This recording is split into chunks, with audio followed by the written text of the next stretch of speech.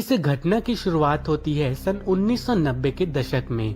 दिसंबर का महीना चल रहा था।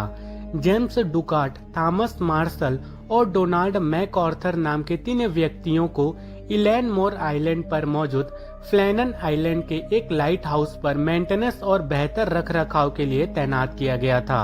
यह आइलैंड वेस्टर्न स्कॉटलैंड पर मौजूद है। दरअसल वे तीनों एक एजेंसी के लिए काम करते थे जो इसी लाइट हाउस के बेहतर रखरखाव और सुरक्षा का जिम्मा संभाल रही थी।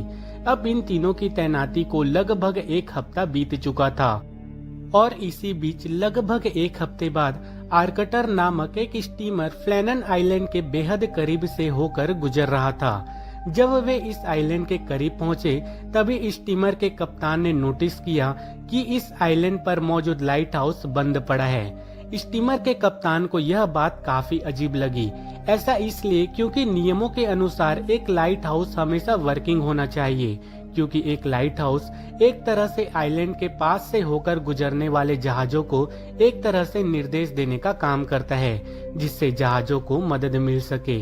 अब उन्होंने बिना देर किए इस घटना की जानकारी उस लाइट हाउस के रखरखाव कर रही एजेंसी को दी। जब एजेंसी के कुछ अधिकारियों को इस घटना की जानकारी मिली तब वे काफी हैरान हुए, क्योंकि कुछ ही दिनों पहले थॉमस मार्शल, जेम्स डुकाट और डोनाल्ड मैकआर्थर को इस लाइट हाउस के रखरखाव के लिए तैनात किया गया था। उन्होंने तुरंत ही हेस्पेरस नामक एक जहाज को फ्लैनन आइलैंड के लिए रवाना किया, जिसकी कप्तानी जेम्स हॉर्वे कर रहे थे। जब वे इस आइलैंड के करीब पहुंचे तब वहां का नजारा काफी हैरान कर देने वाला था, क्योंकि उन्होंने देखा कि लाइट हाउस पर कोई भी फ्लैग नहीं था। कहते हैं कि किसी भी लाइट हाउस पर लगा फ्लैग यानी कि झंडा इस बात का सूचक माना जाता है कि अभी भी उस लाइट हाउस पर स्टाफ मौजूद है और वह लाइट हाउस सुचारू रूप से काम कर रहा है। झंडे के न होने की वजह से जेम्स हार्वे ने एक सिग्नल के तौर पर जहाज के हॉर्न को बजाना शुरू कर दिया। काफी समय बीत चुका था पर लाइट हाउस और उस आइलैंड पर कोई भी हलचल नहीं हो रही थी और न ही उन 3 कर्मचारियों ने उन्हें कोई सिग्नल भेजा। अब जेम्स हार्वे समझ चुके थे कि कहीं न कहीं इस आइलैंड पर कुछ घटना जरूर घटी है। उन्होंने अपने स्टाफ के साथ उस आइलैंड पर उतरने का फैसला किया। जब वे इस आइलैंड के किनारे पर पहुंचे तब उन्होंने देखा कि सप्लाई कैरेट्स बाहर यूं ही रखी हुई थी, जबकि उन सप्लाई कैरेट्स को लाइट हाउस के अंदर रखा जाता है। उन्होंने पूरे आइलैंड की जांच की पर वहां कोई भी मौजूद नहीं था। सिर्फ समुद्री लहरों की आवाजें उनके कानों में गूंज रही थी। अब उन्होंने लाइट हाउस के अंदर जाने का फैसला किया। लाइट हाउस के अंदर जाने के दोनों दरवाजे अंदर से बंद थे। उन्होंने काफी समय तक दरवाजा खटखटाकर आवाजें दी पर अंदर से कोई भी रिस्पॉन्स नहीं आया। उन्होंने तुरंत ही दरवाजों को तोड़ दिया और अंदर जा पहुंचे। उन्होंने देखा कि वहां रखे लैंप्स को साफ करके उन्हें रिफिल किया गया था। वहां मौजूद बेड्स की चादरें बिखरी पड़ी थी और उन्हें देख ऐसा लग रहा था मानो जैसे कोई अभी सोकर उठा हो। किचन के डिनर टेबल पर परोसा गया खाना रखा हुआ था। लाइट हाउस पर मौजूद सारी घड़ियों ने काम करना बंद कर दिया था। यह सारी घटनाएं बेहद अजीबोगरीब और डरावनी लग रही थी। लाइट हाउस के हर चप्पे चप्पे को बारीकी से जांचा गया पर उन तीनों कर्मचारियों का कोई सुराग नहीं मिला।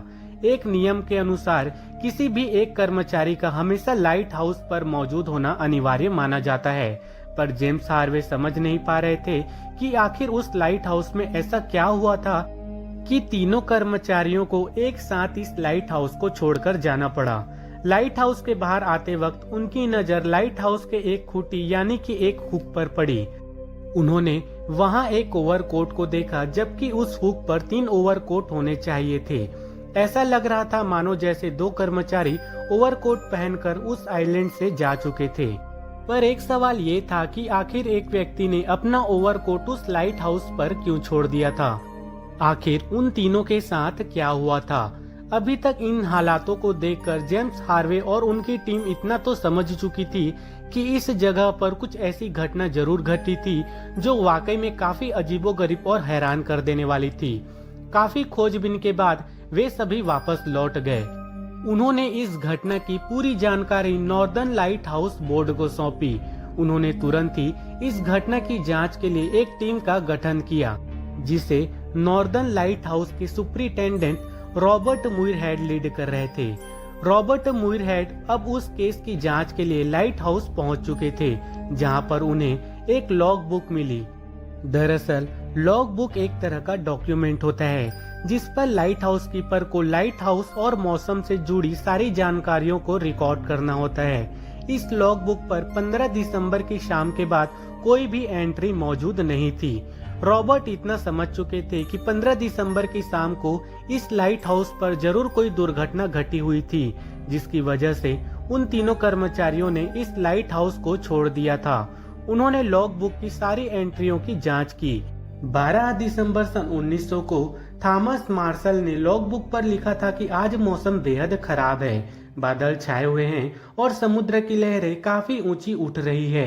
समुद्र का ऐसा रौद्र रूप उन्होंने अपने जीवन में पहली बार देखा था।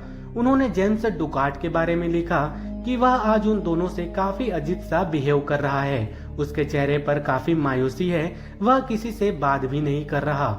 डोनाल्ड मैकऑर्थर के बारे में लिखा गया था कि वे सुबह से रोए जा रहे हैं और काफी घबराए हुए हैं। उन तीनों की कहानी सुनकर ऐसा लग रहा था मानो जैसे उन प्रचंड लहरों में उन तीनों ने अपनी मौत को देख लिया था। रॉबर्ट अब इस लॉग बुक को पढ़कर काफी हैरान थे, क्योंकि रॉबर्ट उन तीनों को बेहद करीब से जानते थे। उनका मानना था कि वे ऐसी परिस्थितियों में हिम्मत हार जाने वाले इंसानों में से नहीं थे। 13 दिसंबर को लिखा गया था कि आज मौसम कल के मुकाबले काफी बेहतर था, पर लहरें अब भी अपने विकराल रूप में ही थी। 15 दिसंबर की शाम को यह लिखा गया था कि हवा अब शांत हो चुकी है और सब कुछ बिल्कुल ठीक चल रहा है। रॉबर्ट ने इन घटनाओं की पुष्टि के लिए आसपास से गुजरने वाले कुछ जहाजों के कप्तानों से इस घटना के बारे में पूछताछ की, पर हैरान कर देने वाली बात यह थी कि 12, 13, 14 या फिर 15 तारीख को उन जहाज के कप्तानों ने बताया कि समुद्र में सब कुछ बिल्कुल ठीक था। न ही उन्होंने खराब मौसम का सामना किया और न ही ऊंची लहरों को देखा था। यानी कि यह पूरी घटना सिर्फ और सिर्फ उसी आइलैंड पर घटी थी। मौसम विभाग का मानना था कि उन 4 दिनों में आसमान बिल्कुल साफ था, समुद्र भी शांत था। यह घटना अपने पीछे कई ऐसे सवाल छोड़ गई थी जिनका जवाब आज भी एक रहस्य बना हुआ है। पहला, आखिर वो तीनों कर्मचारी कहाँ चले गए थे और उनके साथ क्या हुआ था? अगर उन 4 दिनों तक मौसम बेहद खराब था तो यह घटना उन दिनों तक इस लाइट हाउस के करीब से गुजरने वाले जहाजों के साथ क्यों नहीं घटी? तीसरा, जब लाइट हाउस के अंदर कोई मौजूद ही नहीं था तो इस लाइट हाउस के दरवाजे अंदर से बंद कैसे किए गए थे? इस घटना के पहले भी इस आइलैंड को भूतिया माना जाता था और इसी वजह से यह आइलैंड कई सालों तक वीरान रहा। आज के लिए बस इतना ही। अगली वीडियो में आप सभी से फिर मुलाकात होगी।